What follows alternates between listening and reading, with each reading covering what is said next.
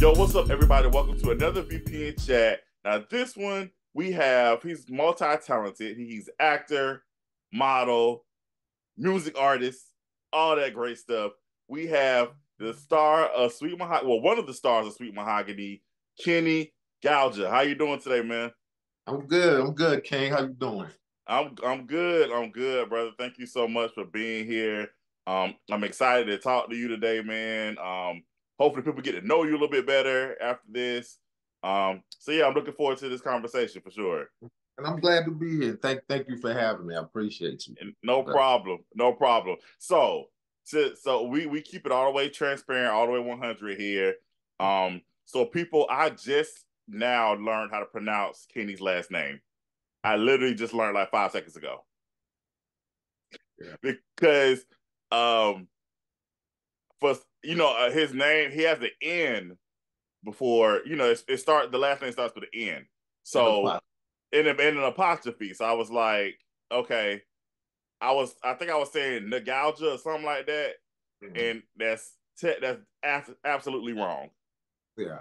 And so Kenny told me today, he's like, nah, it's just gouge, like you gouge your eye. I was like, oh, that's how you say it. Okay. Yeah. And everyone does, everyone does. I've been getting that since I was a little kid. So I'm used to it. Even my first name, is Kenny, but it's spelled Kineh, which was kind of like a mistake because my father wasn't there when I was born and my uncle signed a birth certificate. So I didn't even know that was my name till I was like 9 years old because everyone called me Junior. But anyway, Kenny, Kineh, just mean like old man, old wise man. And N'Gaojia is a Portuguese name, means proud walker. Because the Portuguese took over Sierra Leone first. That's why it's called Sierra Leone, like the Lion Mountain, the mountain of the lion. Mm-hmm. So that's where the name comes from. So it's a very popular name in Sierra Leone. Like I said, it's a Portuguese word. I met this guy in Spain, and he was like, "Oh, I know that name." So yeah. That's dope. Yeah, thank you, man. Thank you for the lesson. That's awesome, bro. Like, so because my dad's name is Kenny. So yeah. That's dope. That's dope. And all our family members, not to cut you, my brothers, my kids all have Kenny in their name. Like I said, it's Kenny is more of a description. Like my grandfather, rather, never met him. He passed away before I was born. Anyway, but his name was Kenny, and like I said, Kenny is description like the old wise man Kenny. Mm-hmm. The humble Kenny. Like it's more of a description. Got you. That's what's up. Yeah. So I told Kenny I was gonna save this, but we actually start recording. So when I first saw how your name was spelled, like the whole thing, and then I saw that you went by KG. I said, okay, so I'm gonna just call him KG because I don't want to disrespect this man and say his whole name wrong. So that's the reason. I don't know if you noticed when I first met you, I was just calling you KG all the time, and I was like, yeah, I'm gonna call this brother KG because I was like, I'm not trying to mess anything up. I don't want him mad at me because I cannot say his name correctly, and I was like, I'm just gonna. It's cool because everybody called me KG. I mean, since I was a kid, honestly. Like I said, if it wasn't Junior, they called me KG. So until I met my biological father, because like I didn't know him till I was 9, and that's when people started calling me Kenny. But KG, like growing up in New York, New Jersey, KG means knowledge God because I always study. I study a lot theology, study 5% Nation of Islam, all of that. Kind of grew up in Islam. So KG is knowledge God, and also Kineh N'Gaojia, kind of if you take the N off. So all of that. Got you. And knowledge is heavy, so KG, that's that weighs a lot. Yeah, that makes sense.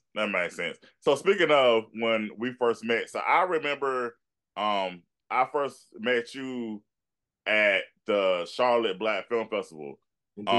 Yeah, so I remember because you were in the film Postal. Yeah. We was in that, and it screened, and yeah, shout out to the McNeils. Yeah, definitely shout out to the McNeils. So that's when I remember I saw Postal, And then I remember we crossed each other, and then you was like, "Hey man, I really want to work with you." And I said, "Okay, cool, that's what's up. Yeah, we definitely gotta get up." And then then I think that was it for that first encounter. Yeah. If I'm telling the story correctly. No, you are. Yeah. Okay. And then you spoke to me. You was like, I have the script, and by the blast when you told me a little bit about the script, which happened to be Sweet Mahogany. I was like, well, I was excited, but people tell you a lot of stuff, so I was just like, it would come to fruition or not, So I waited, and it came. Yeah. So basically, you was like, all right, yeah, I'd heard this already before. Yeah. And... Yeah, you know how people be, man. You know that Hollywood talk. They talk to you like, man, I got something for you. You be waiting 3 years and nothing, nothing come out of it. But I definitely appreciate you keeping your word. Yeah, man. Yeah, I definitely worked on. I started working on. Either I started working on Sweet Mahogany, or I already had it. The scripts ready. This is when it was a show, because I knew I wanted Jessica to play Mahogany. I already knew that because I worked with her on Lover's Lane. And I was like, yeah, I definitely want Jessica to play Mahogany. And I was just trying to figure out, because of what the storyline entailed, I was trying to figure out what actors would fit the parts, but also would be interested in doing it. Because again, if you haven't seen it, then Sweet Mahogany is definitely a mature rated show. We definitely talk about some things on that show. There are some things on the show that happen, and not all actors are comfortable doing certain things, which is respectable, understandable. Like, I'm never been that person to pressure be like, hey, you got to do it. I'm like, nah, if you don't feel comfortable, then hey, this is possibly not the project for you to work on, But I gave you the scripts, and you definitely was immediately like excited and ready to jump on board of the project. Yeah, definitely. Yeah. I mean, when I read it, I was like, wow, this is different. And back then, especially, it wasn't too many people jumping off, the curb doing stuff like that. So it was something definitely different. I knew people was going to gravitate towards it. And that's exactly what happened. Matter of fact, what's crazy is a guy reached out to me a couple of weeks ago, and he wanted to interview me and my wife, actually, about Sweet Mahogany. He wanted to get her perspective on how she feels, like the scenes, like how she takes it being a spouse. And and he was just interested. Like, he watched it several times. He's writing the paper on it. You know what I'm saying? So you see how much your work is traveling around the world and you don't even know it yet. People are constantly reaching out. Like, when is the next installment coming out? I get, like, snapshots from it. People send it to me like, oh, I saw you. And me being in the military, I met a lot of people, so they see the work, and they respond. That's what's up. Thank you for that. Thank you for that. Nah, you're welcome. You're welcome, man. Now, thank you again for just being a part of this project, man. Again, I know, like you said, it's definitely a quote unquote taboo type. It was taboo type subject, dealing with people and being in multiple, like a relationship that involved multiple people. So just kind of just talking about that, because it was happening, but people weren't really talking about it. You mean now it's just right. Everybody now it's everywhere. Everybody doing it now. So right. But so it was then it was just like, all right, cool. We hit on this subject that's rarely talked about. I want you to talk about, like I said, talk about your character. You play Khalil. What I'm saying, he's the husband of Cassie, and then he also is with Mahogany. They're in that relationship together. So talk about your character, and just also talk about just your interpretation of who Khalil was to you. On paper, I think Khalil is someone who was just wanted to make his wife happy. By whatever she really decided, he went along with it until he got to the point where he couldn't take it anymore and had to step out and find his own self. And I think that's what's happening as the season progresses. And as far as my interpretation for Khalil, I brought a little bit of myself into the filming, of course. playing a character's percentage of yourself in there also. That's why I always step up with the wardrobe and all that, just to add myself in it. And to be honest, I think someone watched our shows and started chipping off some of the stuff, some of your techniques, that you use. Even like I said, even the attire. When I watched Power, because we came out before Power, and I probably said this to you before. When I watch Power, is reminiscent of a lot of the stuff that we did in Sweet Mahogany. You know what I'm saying? I don't know, other people may disagree, but I remember when we did it first. That's all I know. So, but yeah, Khalil, very interesting guy. I could even see a spinoff with him or whatever, just putting that in your ear. But but you know what I'm saying? Very interesting guy, but he's trying to appease his wife a lot. His wife was a little more treacherous, at least we think so, because we haven't really seen all the layers of Khalil. I think we were starting to unwrap it a little bit in the next ones that's coming, but I think you might have calmed them down because you maybe trying to put an end to what's going on. But I'm just saying, Khalil has so many layers that can be that other people will be attracted to really see. That's all. Got you. Got you. Yeah, like I said, I liked your portrayal of him. I like the way, because like I said, Khalil's a strong person. He's very strong, but like you said, he definitely he loves his wife. So he's willing to like pretty much do anything to make sure she's happy, that she's satisfied.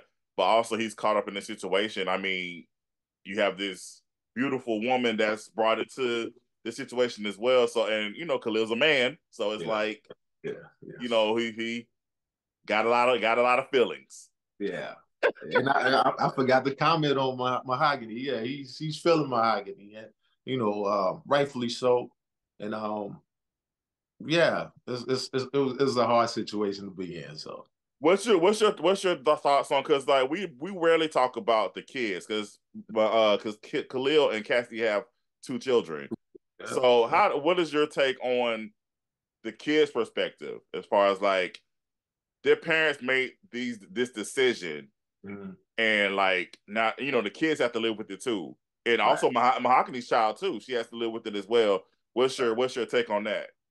I think as adults we were very unfair to the children. We didn't really, I know adults, like especially old school adults, we feel like we don't need to consult our children about certain things.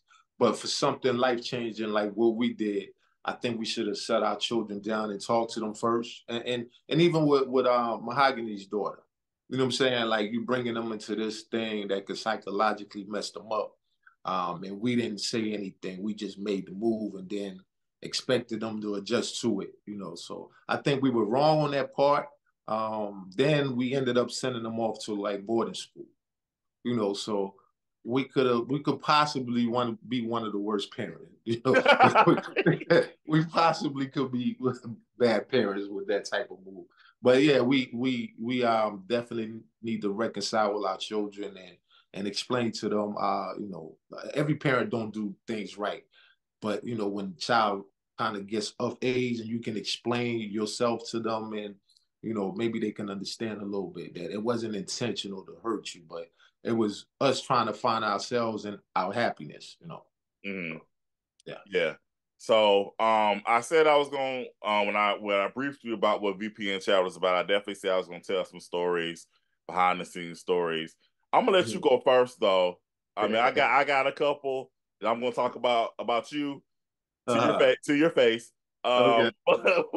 But do you have any behind the scenes moments that you can share that you would like to talk about? Oh, okay. So the very Mahogany, the very first one. So we you start off with a shower scene.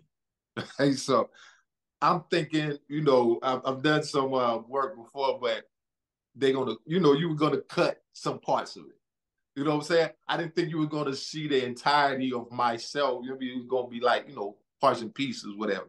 But when the movie comes on or when the show comes on at that time, I see all of me, from my butt, everything. So I'm not knowing my own children. I'm telling them like, hey, we need to sit down, watch this. Wait a minute, hold up, pause.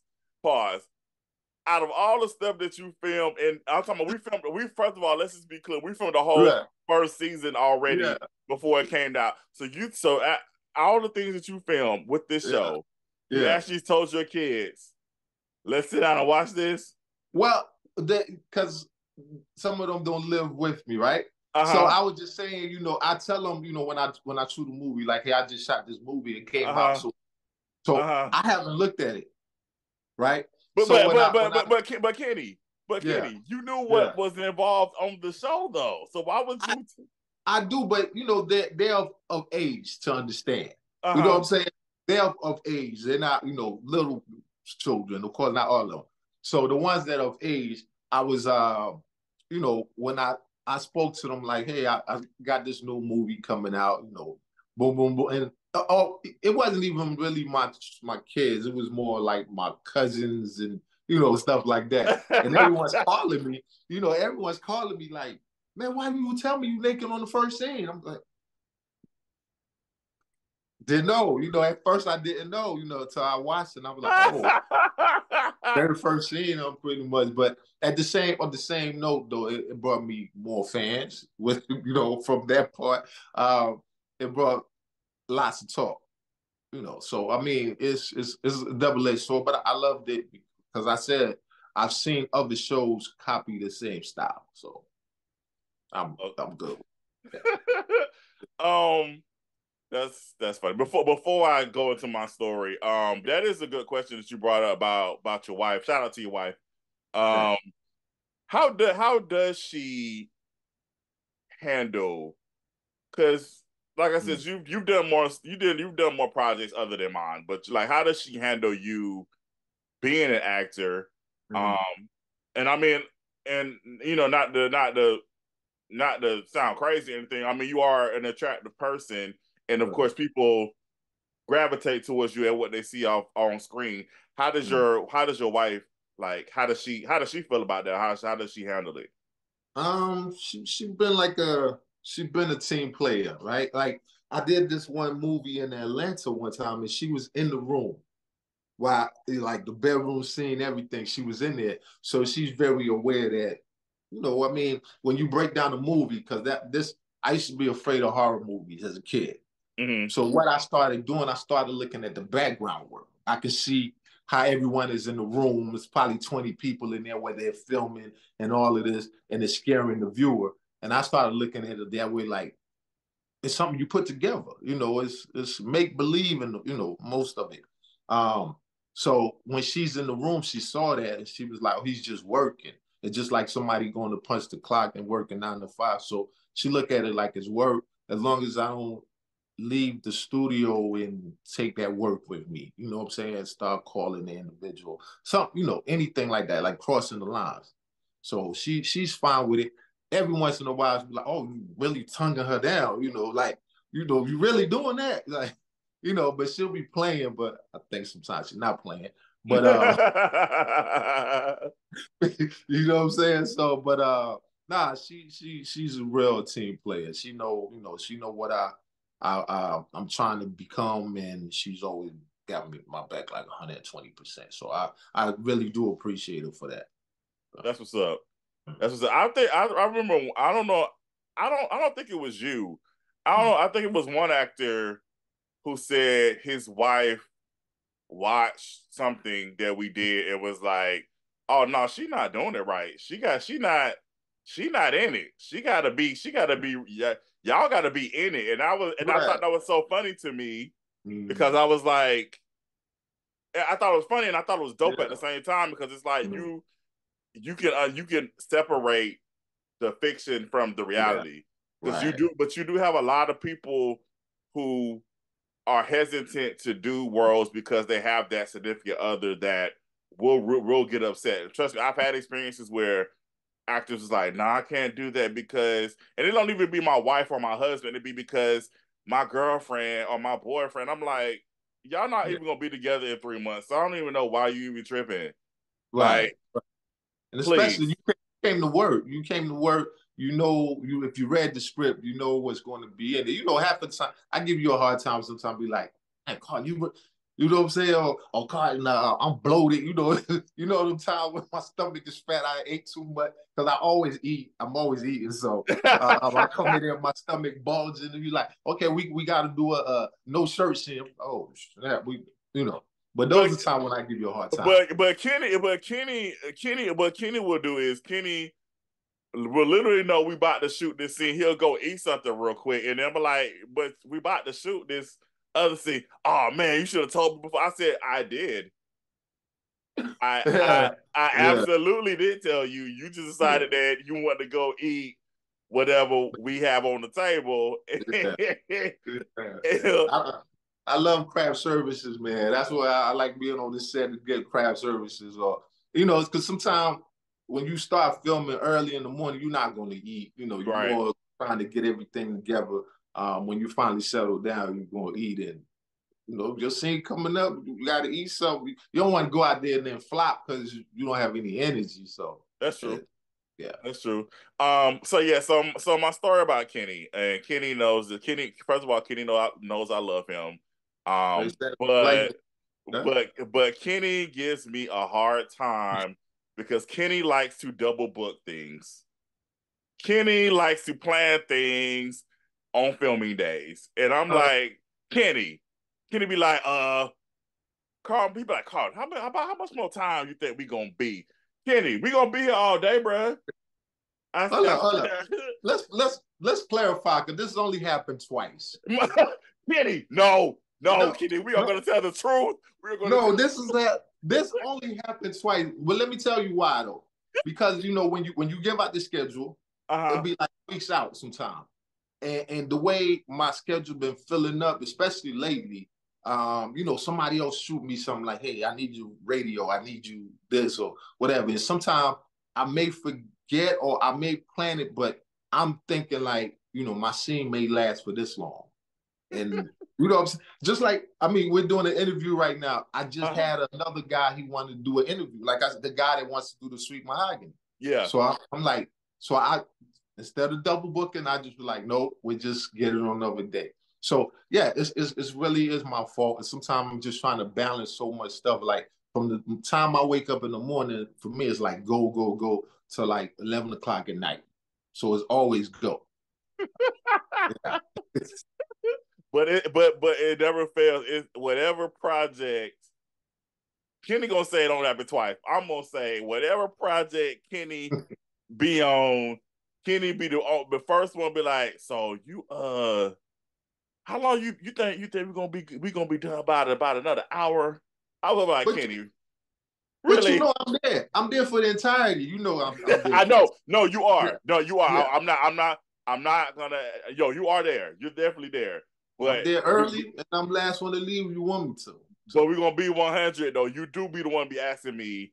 yeah, yeah. You be like, you think we're gonna be how much longer? And then no, but there's the thing with Kenny though. Kenny don't do it in a downtime. Kenny will see me getting ready to set up for the next scene. Then he'll come to me and say, you think you think I could like step out for a second real quick? Kenny, I am setting up for the next scene, sir. But it's not my scene at the time. That's what I'm saying. That's up there. It's not my scene at that moment. I And know, I looked at the script, and I know it's gonna be a couple of hours. You know, we just but sitting but there. but but it'd be when you ask me though. It'd be when. It'd be like you be coming at me at the wrong time. I'm Oh, like, you know why? I figured out why. Because I never want to disturb you when you're shooting. That's the worst time to disturb you. So I catch you when you're in, you know, in limbo. So yeah, that yeah. That's it. Don't make it any better, but you get what I'm saying. oh On the gosh. set, I'm quiet on the set. I can laugh about it now, but those days when it happened, I'd be like, this man is pissing me off so I, bad. I see it on your face. Sometimes I just be like, you know, I'm just gonna sit in the car and do my interviews or whatever I need to do while I'm in the car. You notice I be in the car a lot, right? Because Yeah, I'm in yeah, there and I'm like you. I'm always writing. I'm writing songs or I'm writing movies and stuff like that. So my mind is always going. And yeah. Yeah. Yeah. I did notice on later projects you be in the car now. I be like, oh, Yeah. he in the car. So Yeah. when I do need you, I just go Yeah. outside. I'm like, oh, he in the car. I'm Oh, like, yeah, you just, you text me like, hey, you're seeing this next, I'm right back in there. So yeah, yeah, yeah, I never definitely. wanted to hold up a project. This, like I said, I'm joking about it because I Mm. mean it's a funny story. Because I mean it Yeah. happens. But Yeah. no, if I will say this about you, you come in, you're professional. You definitely you have your lines. You're ready to work. You're willing to make adjustments. You're definitely a team player. So I definitely I'm a Jones you, but at the same time, definitely give you your props as well because you definitely I understand. I yeah. understand. I've been a handful sometimes because there's been times where you like, we about to shoot this scene. And why you not, you say your stomach's not ready. I know you feel like, you know what, I'm gonna just shoot around them because I seen it. I think we was in Augusta, we shot a scene that was for the Easter movie. Okay. Yeah, and you totally bypassed the body shot because you was just like, I'm not dealing with him today. So yeah. I appreciated this because that was my off season. I was not doing no sit-ups at all. So yeah. Yeah. Oh, okay. So since let's go there then. Speaking of the Easter movie, you were in Redemption for Easter. Mm. Um, I cannot remember your character's name right now. Yeah. But you played Audrey's new Oh, husband yeah. in the movie. I just Um, had his name and I forgot it fast. I could, you know what? While we're talking, I'll probably go. I'm going to IMDb. I'm gonna look it up. But Okay. talk about because, like I said, you did come to Augusta. That's another great story too. So Kenny told me because of course I live in Augusta. Kenny lives in Charlotte, and Mm. so it was funny how you have Augusta connections Mm-hmm. as well. So you want to talk about that? Oh yeah, I was actually Augusta is where I met my wife. I was in the army there. I was in officers career course. I was an officer in the army. And I met her there. Her uncle lived there. He retired. But we're all from Brooklyn, so that's how we all connected. Um, so and then her father lives there. So we go take care of him sometime, run errands for him. So that's how we're in Augusta most of the time. But I have a whole lot of family there, especially now.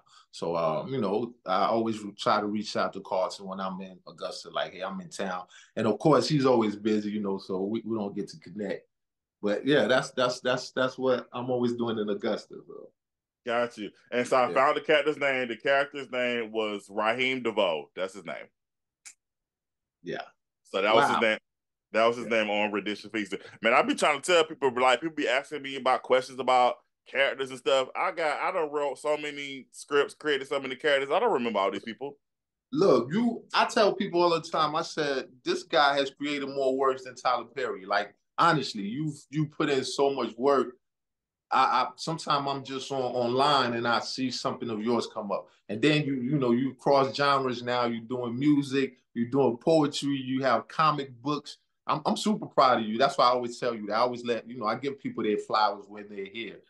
You deserve a lot more, and everything that you've been receiving here lately, you really, really deserve it, brother. I'm very proud of you always. I tell people about you wherever I go.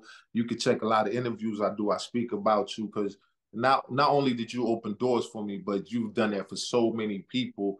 Some people that haven't even maybe even realized they get. Because sometimes you may not receive your reward right now. It might be later on in life.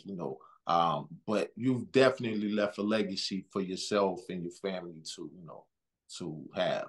You know? I appreciate that, bro. That means a lot. Thank you. Nah, I preserve it. appreciate that. Definitely.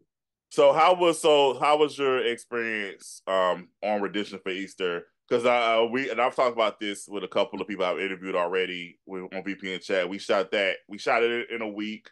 We Mm-hmm. literally only had a week to shoot it.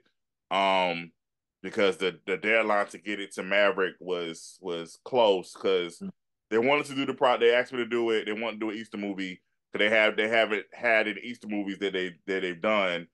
So they asked me to do one, and so like I said, I only had a short amount of time to actually write it, shoot it, and all that great stuff.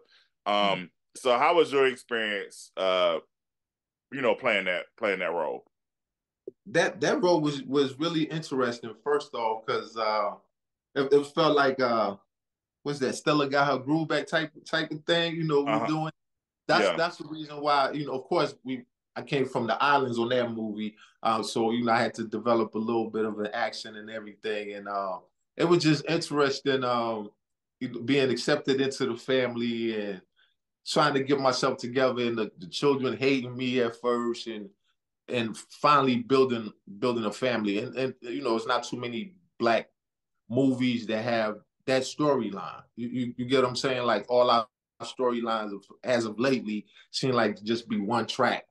Either we drug dealing or with something, but I like how you add different elements because it's more than that to us as a people. And I like that, you were willing to step out there and do an Easter movie, and then on top of that, it had a little bit of comedy to it in a way, and a story that was really strong as well.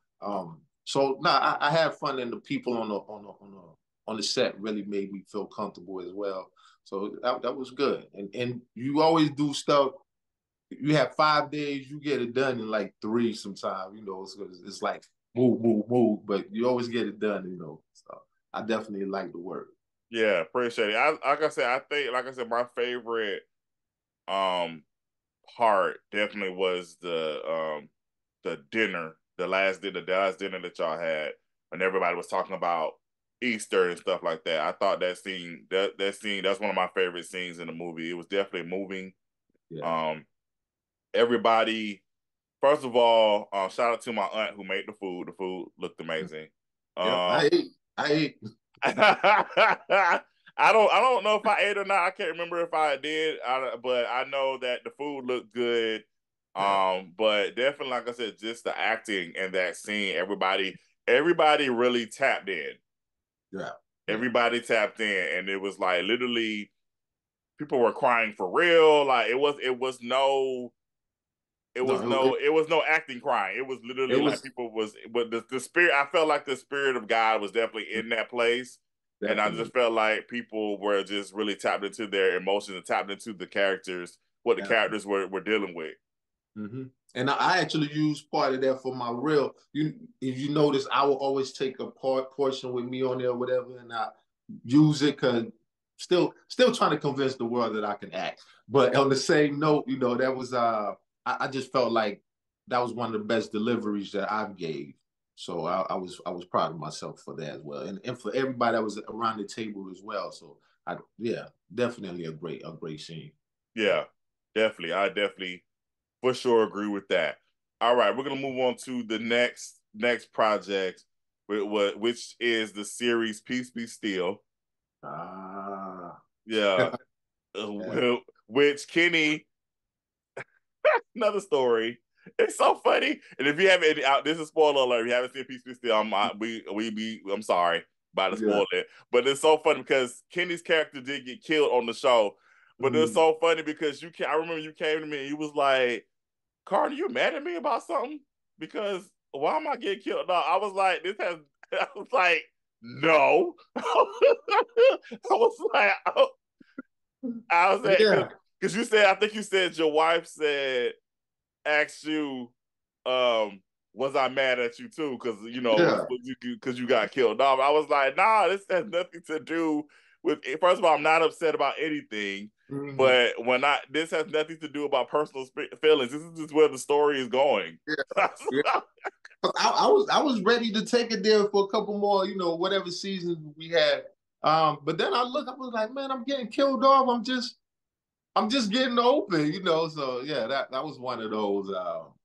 Because I love the storyline. It was we had like a Greenleaf type thing going. That's what it's called, right? Greenleaf. Yeah, the Yeah. show Greenleaf. Yeah, Yeah, we had that type of vibe, and I just thought, like it's gonna linger on for a little while. So yeah, yes. I'm So disappointed. that was the original plan, and like I think I told Kiara this. Not that I did tell Kiara this. Mm. The show.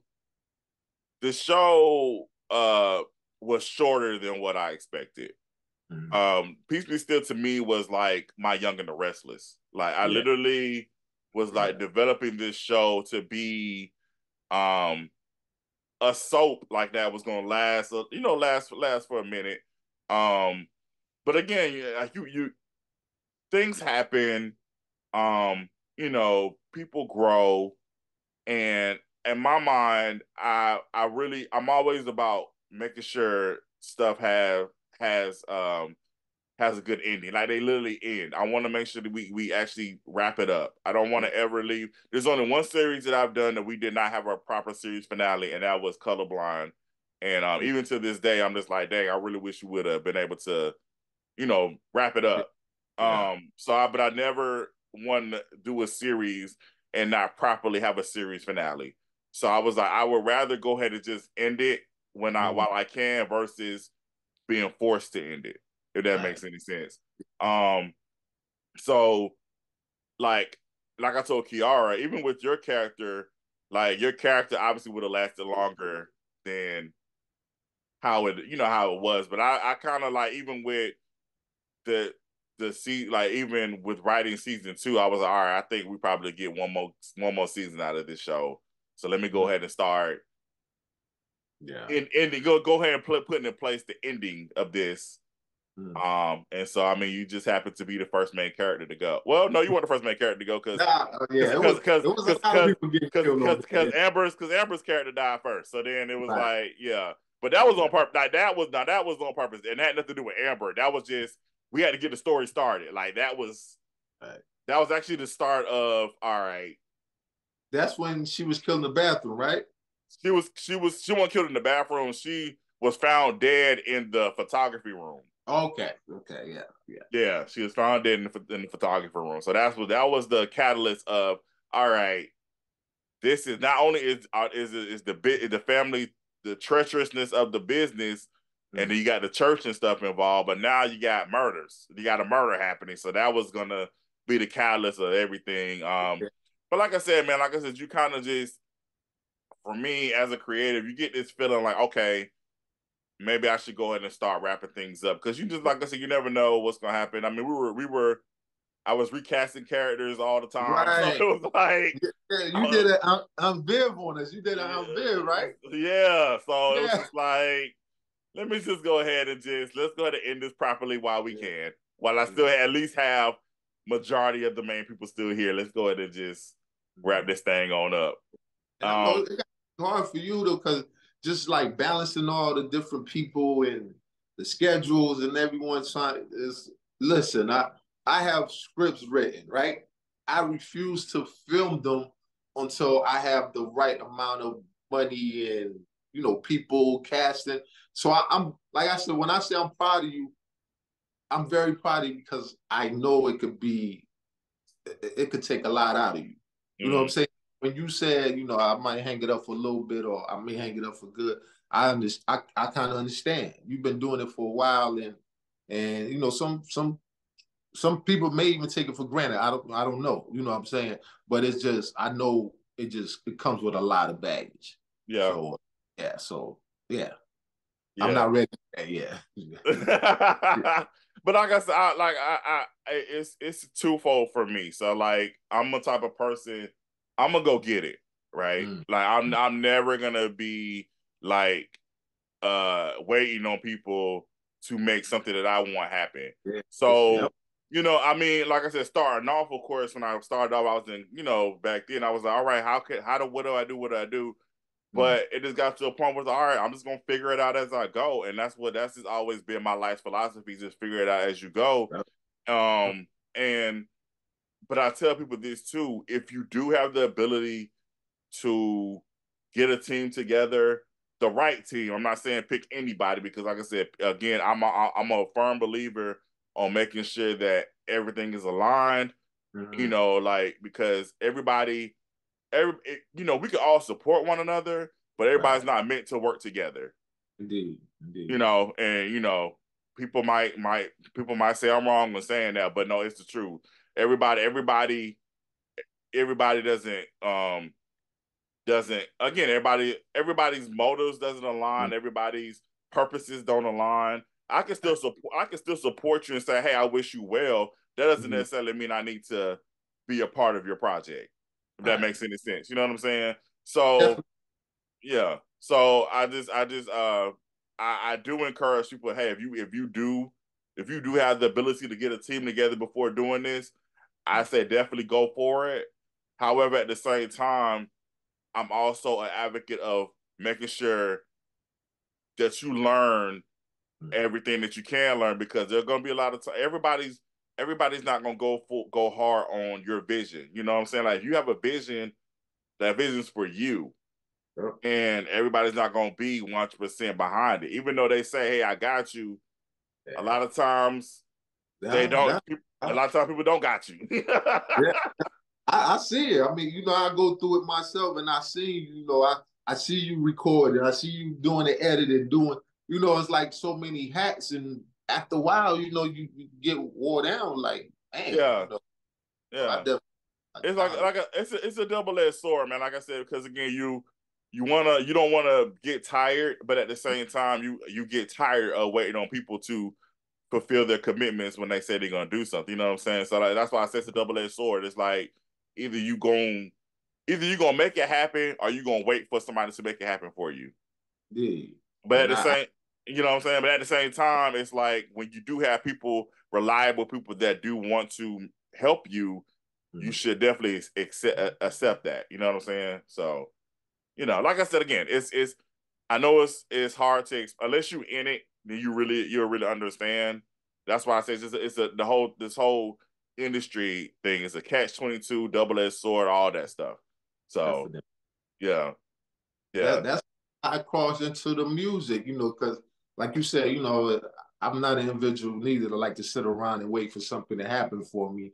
And doing movies, it takes, you know what I'm saying? You could write and do all that stuff on your own, but it takes to get characters, you know, casting and all that.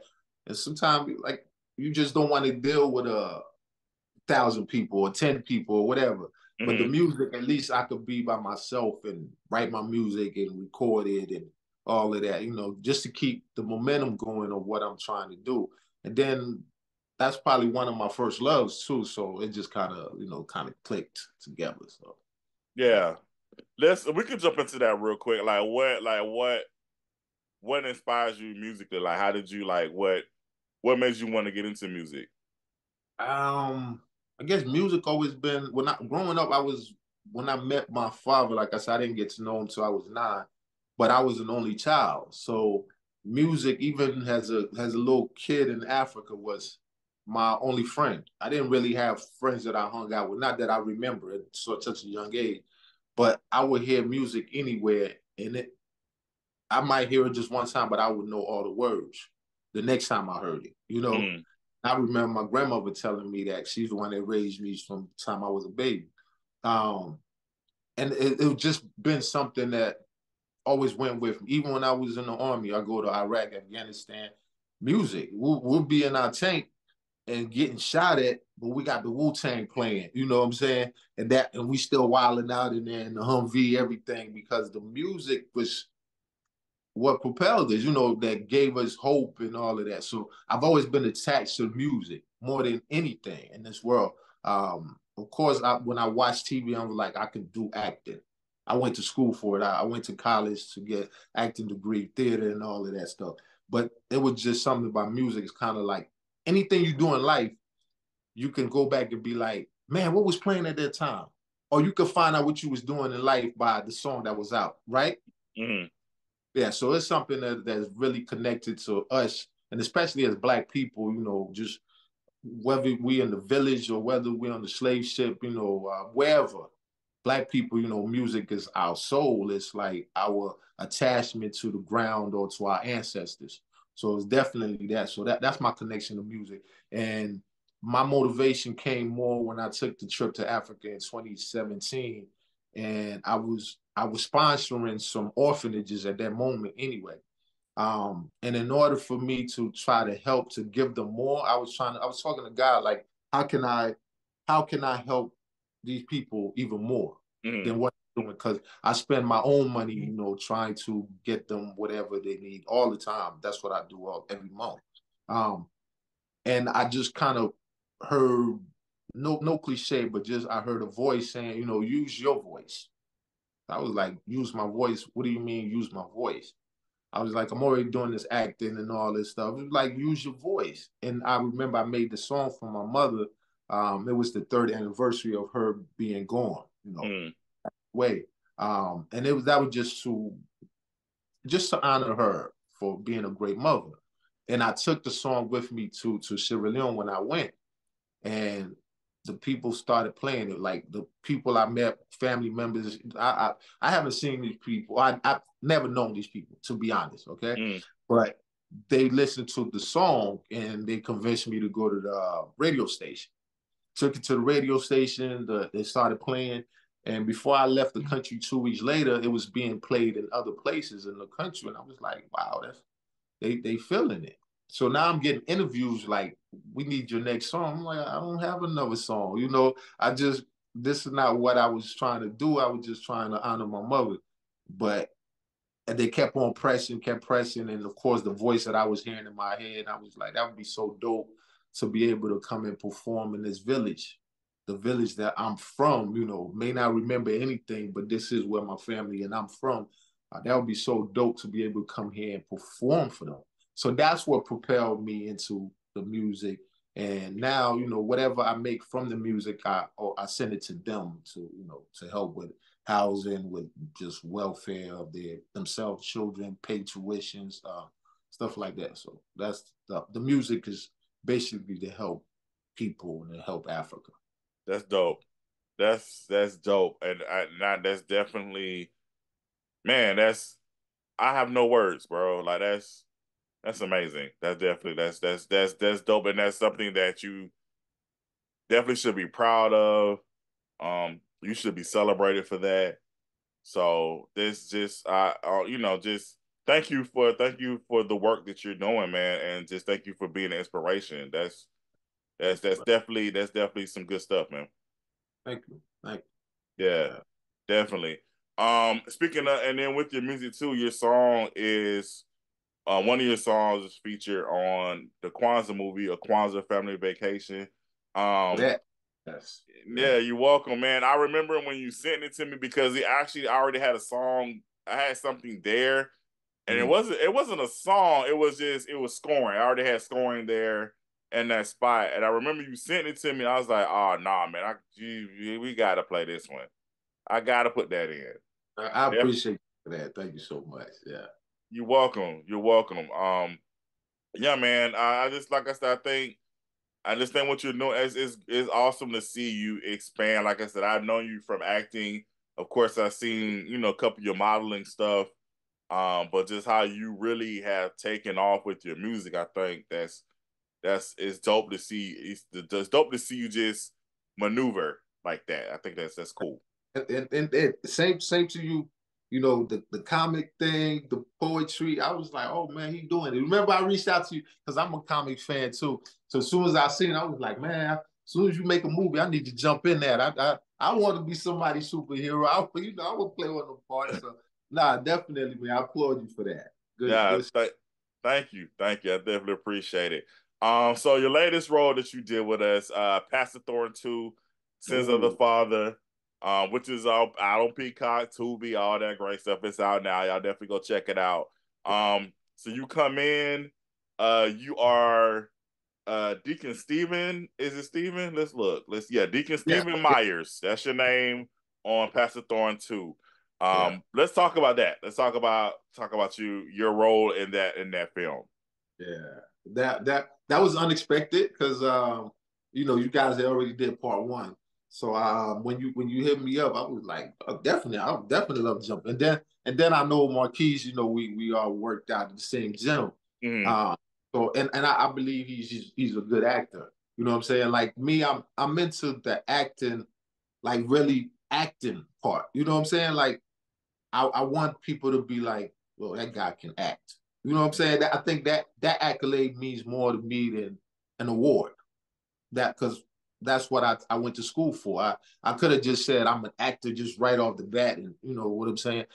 So when I got out the army, I made sure I went to school, paid tuition to try to learn and get more, you know, into the resume of acting. So I saw his acting. I was like, yeah, he gets into his character. So I was happy to be doing a project with him.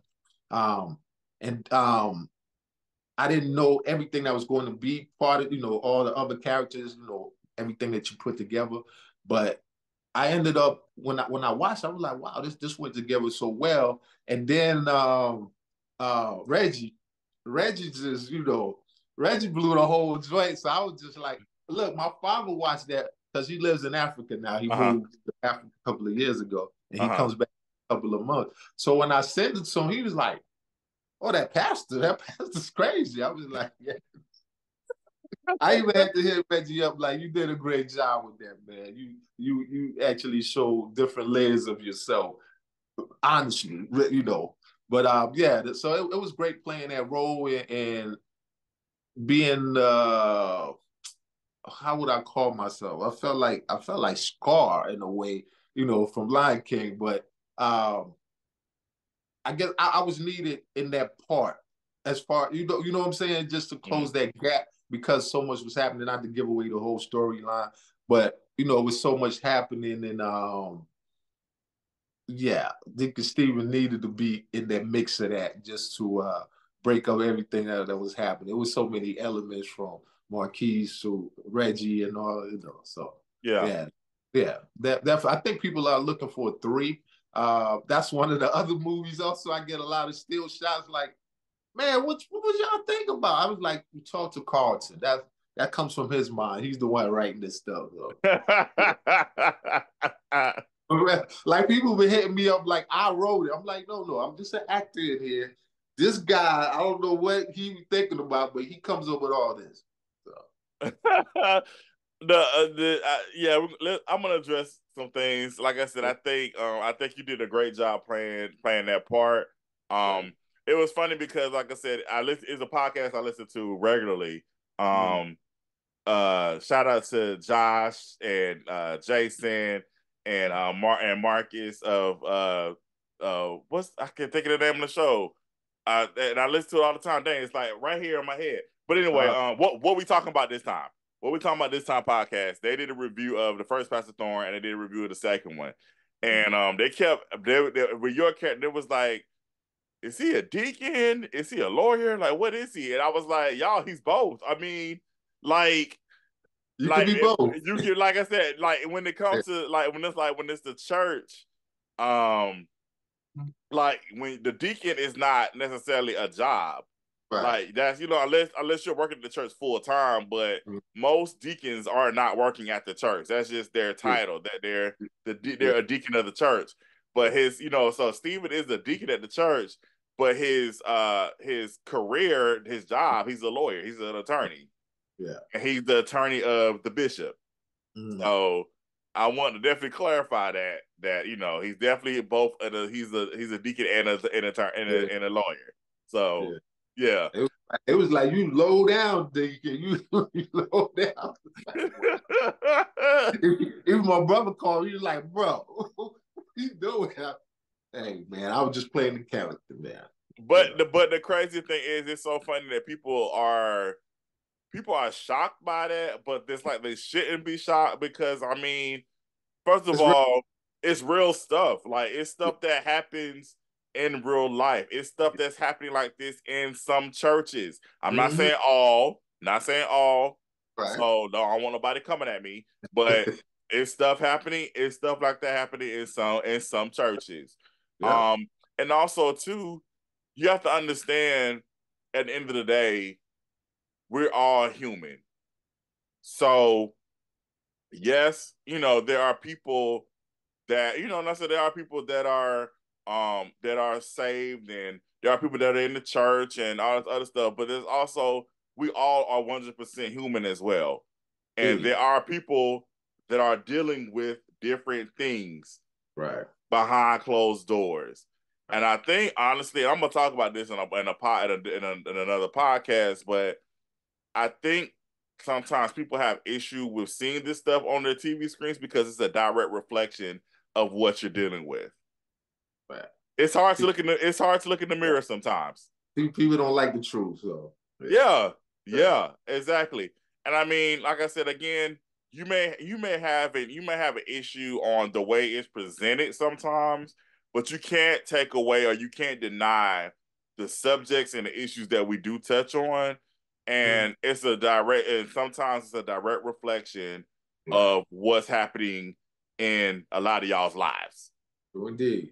Yeah. And sometimes, and like you said, like you see the truth in front of you. And a lot of times we don't like to deal with the truth. We don't like to deal with who we really are. We want to continue to wear the mask 24/7. And it's like, not like you wearing the mask, but that mask is cracking real bad. Yeah, that's true. I'm glad they got it though. They know how it will be happening. I don't know why they act like that. Yeah, you just have people. Yeah, you just have people again. Like I never. People have their preferences. There are things that I don't watch. I don't like. Like I said again, you mentioned horror movies. I hate horror movies. I'm not watching them. You're not gonna get me in front of them. I'm not gonna watch a horror movie. I don't care if I think about the back, the front. I don't care about none of that. I'm not watching a horror movie. I'm just not doing it. So, but there are people that love horror movies. Yeah. But I'm not. You know what I'm saying? That's your thing. There are certain things people can't watch. People can't watch a lot of sex, or the people don't want to watch a lot of violence or whatever, or nudity or what have you. That's fine. Yeah, you have your preferences, but at the same time, it's like for you to constantly. First of all, and I said this on the pod, I said it'll tell you, and even in my stuff or whatever, it'll tell you what's involved in this said movie. So if you know that you don't like that type of stuff, you shouldn't sit there and watch this movie just so you can be irritated or just so you can just, have something negative to say. You know what I'm saying? You have choices these days. It's not like back in the day where it was like 13 channels or whatever. You have choices. You could do it. You could watch anything. So. Right. Exactly. So I mean, I just feel like it's either if you don't want to see it, you can fast forward, or you can just simply not watch. It's simple as that. Of course, we would love your support. We would love it, but at the same time, and as I said before, you're not obligated to support me. You're not. You're not obligated to support me at all. I would rather you not watch my project than you sit here and watch it and you complain about it the whole time. Right.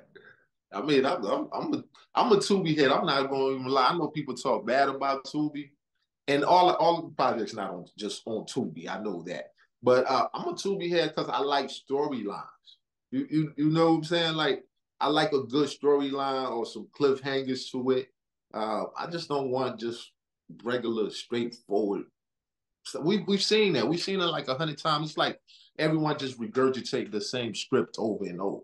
Especially Hollywood, like they doing that so much, and we have real stories. Like you kind of aware of my story a little bit. I have real story that could be a big blockbuster movie. You know what I'm saying? You have real stories that could be blockbuster movies. Like talk to the individuals or people that's really interested in that writing, or you know what I'm saying. Stop making the same movies over and over. That I hate that, man. I do. Yeah, I feel it. 100%. Is there so we can touch on Super Mahogany 3 real quick, but I don't want to give anything away because first of all, I'm still editing the movie. Yeah, it's we waiting too. We waiting on this one. Boy, we waiting on this one. Yeah, I know Ron's gonna see this. He gonna be like, "Yeah, we waiting on this one." So, yeah. I mean, first of all, it took us forever to shoot it, and then, like I said, I know it's taking me a little minute to edit, but I just got just some stuff going on, man, and just but I'm chipping away at it. It'll definitely get done. But talk about, like I said, we can talk about a little bit without giving stuff away. Sweet Mahogany 3, the final entanglement. I think you briefly mentioned about Khalil. You were saying how you feel like we're gonna finally get to see some of his layers. Yeah.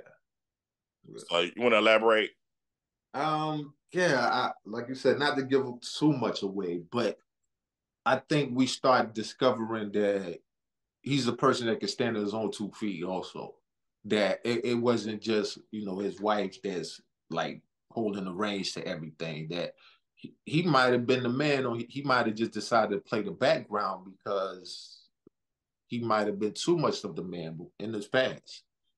So I think that's what people are going to see more of Khalil. They're going to see him in a different light as well. Go ahead. I'm sorry. No. I don't want to give too much away. So, yeah. Were you shocked? Because I didn't talk. We didn't talk about this. Well, it was season 2, but then it's now the second movie. Were you shocked when you saw that Khalil? Because there's a scene where Khalil is choking Michael Michael's character. Oh yeah. I can't think of his name right now. Rick James. Rick. Yeah. So Yeah. were you surprised when you read that Khalil was like, because Khalil got some street to him, obviously. And so were you like, what was your take on that side of Khalil? Man, first I was trying to figure out what was going on between Khalil and Rick. Because it wasn't, you couldn't really see it at first. Even when you was watching, you kept seeing he was making a phone call, but you never saw who it was to. Mm-hmm. So when we get to that part when they finally meet face to face, I think Khalil showed like what he is, or what he can be. You know what I'm saying? If pushed in the corner, I think that's when people finally was like, "Oh, this guy, he's not a punk, or he's just not a yes man." Mm-hmm. So he might be the one really running the thing instead of everyone thinking, that it was just his wife. So yeah. And I guess the way I attacked that character as far as attacking Rick also was they just saw a different part of Khalil. And I think we played that pretty well. And Rick's reaction was great. So which side of Khalil do you like the most? Do you like his calm, like business type professional side, or do you like the street, I can get real dirty if I need to side? Like which? I think I gravitate to both, because Khalil is a lot like myself, but on the same note, I think every individual on earth has more than one side to them. It's just which one you make come out. So he can be the loving father, husband, and all of that all the time. But if you provoke him, you mess with his family or himself, that's when he can turn into somebody else. I send your work to it was this casting agent that worked for Tyler Perry. And he actually told me he took your work to Tyler Perry's office to watch. So people watch your stuff. People with names. So I never think that somebody's not peeping what you're doing. That's true. So I think we shot, you said 16. I think we shot it in 17 because the series came out in 18. Came out 18? Yeah, it came out 18. Yeah. Okay, well maybe we shot Poster in 16, but it was around that time. But yeah, you shot. I'm on your. I'm on your page, your IMDb page now. So yeah, y'all. Poster came out in 16. Yeah, Poster came out in 2016. And then Sweet Mahogany came out in 2018. Okay, but we shot in 17, right? I think we shot in 17 though. Okay. All right. Yeah. That's crazy to think that was 7 years ago. That's right. Wild. That's wild. That is so wild. It's still in demand. Like I'm saying, people honestly on my mother's grave reach out like, man, when you guys gonna drop 3? I like the gentleman that I was just surprised from, and he's from my wife's job.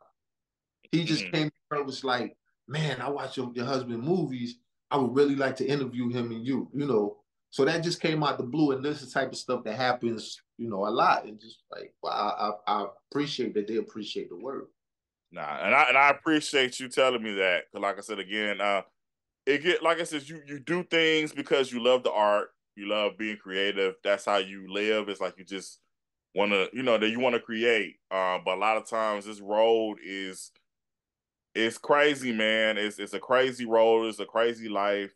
You're always so bombarded with so much negative things and people Yeah. saying things. So when you get positive stories like that, man, it's like I said, okay, so it shows you, okay, you are making some type of positive impact in the world. You may not necessarily see it or feel it Mhm. all the time, but to get those little glimmers of light and hope, it's needed. It's definitely needed for sure. Definitely have created. I told you, you created a legacy for yourself. You left extensive work, you know, and they'll be discovered as time passes. You know, if they don't catch on now, it's just like I said, even with my music, they don't catch on now, they'll catch it later.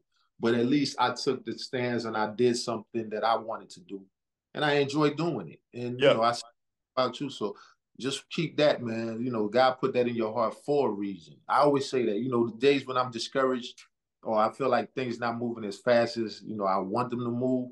I'm like, God put this in my heart for a reason. I didn't really go asking for it. It was put in my heart. And for some reason, my heart would not let it go because this really is for me. yeah, You know, yeah, that's how yeah. I live. Definitely. Before we close out, I want to definitely want to shout you out because you're the reason that I know Frank for sure. So I Uh, definitely want to say thank you for that, man. Because like I said, I know we was getting ready to shoot season 2, and unfortunately the actor that played Larry, he couldn't be a part of it anymore. So I was like, I said Khalil, these are best friends still. And yeah. instead of recasting the Larry part, I know you told me about Frank, and I was like, well, the character that played Larry has short hair. Frank has locks. I Mm. don't think his hair will grow that fast. So we'll just create a whole new character. We'll just create Chance, and Yeah. that's how Chance was created. And I'm gonna tell this story whenever I do Mm. have a VPN chat with Frank. I'll definitely tell the story again. But all the introduction was for me meeting Frank was because of Kenny. So um Now, Frank's a great friend of mine, good people, man. Real, and I believe he's a great actor as well, and his comic really, if you ever decide you want to get back in the game and you want to write something comedic, right? Some comedy, cast me and Frank. All you gotta do is cast me and Frank, give us some weed and just let us be go. We will give you some of the funniest things ever. I'm telling you. So yeah. yeah, I've witnessed their hijinks Yeah. behind the scenes already. So Yeah. it's Yeah. only I can only imagine what would happen if that happened in front of the camera because I already seen what's still happening behind it. So Yeah, Frank's comical, man. I swear. I like that guy. yeah, yeah. Well, is there anything else that you would like to say before we close out? And honestly, I just want to say, you got an opportunity to wake up every morning. Just make the best of it. You know what I'm saying? Just make it. I wake up with the thing like I want to make God proud every day. You know what I'm saying? Like I don't never want him to feel like he wasted time making me. Mm, And so I'm always grateful when I wake up. We've lost so much in the past few years, man. So every minute of my day, I just want to appreciate it, you know. So yeah, yeah, I love that, man. And like I said, just know that you are definitely not a mistake. You are definitely you're here for a purpose. You're here for a reason. You were created for a reason. God loves you, and he's never going to uh say, hey, I wish I never would have created Kenny. That's never gonna happen. Never. That's never gonna happen. yeah, So like I said, you are definitely like I said, we all are created for a purpose, and like I said, you definitely are as well, sir. So just definitely keep that in mind, man. But I love that you said like you wake up every morning wanting to make God proud, but he already is, man. Like that's what we always got to remember. He is already proud of us, and he loves us so much.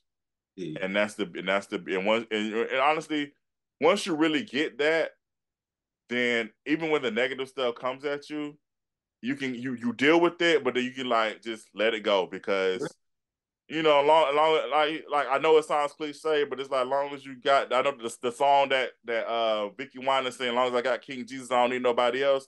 Mm-hmm. It's cliche, but it's true at the same time. It's like, yo, if I got God, man, I'm good. It is. I'm so good, bro. And